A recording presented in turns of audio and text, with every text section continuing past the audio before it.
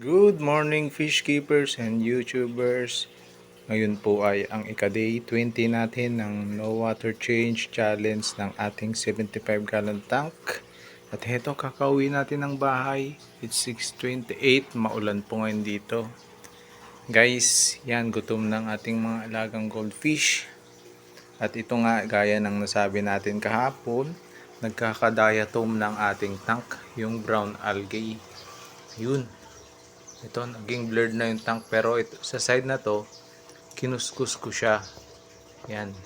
Kaya malinaw dito sa side na to blurred. Mukhang kailangan ko ng bumili ng magnetic scrubber para scrubin ko itong nasa front na mga diatom. Pero sabi naman sa internet guys, no worries daw kapag nagka-diatom yung tanki mo, ibig sabihin may complete nitrogen cycle ka na sa iyong tank. Which is na-dissolve, na-absorb ng tank mo yung ammonia galing sa mga fish load at iba pang decaying material sa aquarium. Wala naman daw dapat gawin sabi sa YouTube. Tingnan natin sa mga susunod na araw. Ngayon guys, lumago na talaga yung mga garlic natin. Hindi tayo maglilinis ng filter. Subukan ko mga 7 days kung mapapanatili niyang malinaw ang tubig. Ika 2 days na ngayon. Bali ang kalinaw ng tubig natin ngayon ay nasa 98% crystal clear. Malinaw pa rin siya guys.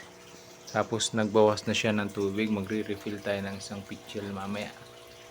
Ito, linaw yan guys.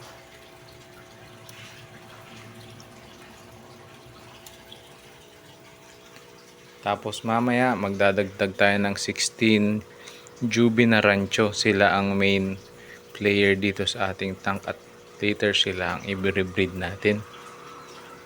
Yun lang guys, sa day 20 natin overall.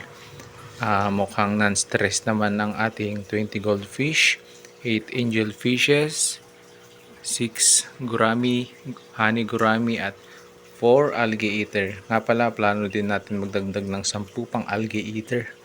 Tignan natin ang behavior nila dito sa tank. Tapos kahapon pala, nag-replant tayo ng mga halaman. Ito.